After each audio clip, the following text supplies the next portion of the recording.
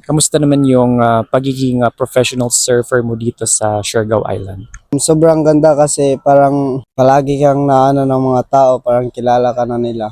Nag-compete ka na rin ba international or local lang? Mia International, galing lang ako sa Maldives Asian Surfing. I got bronze medalist.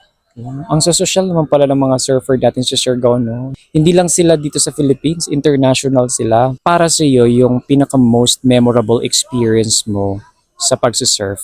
Pinaka-memorable ko yung last event ko na yung sa Asia, yung Maldives kasi first time ko nakalabas ba tapos yun, naka-bronze ako agad. Ano yung pinaka-most challenging mo na experience sa surfing? Most challenges ko is dito sa Clouden kasi maraming magagaling din. Nung nalaman mo na magko-compete ka international, ano yung pakiramdam? Masaya pero like may kaba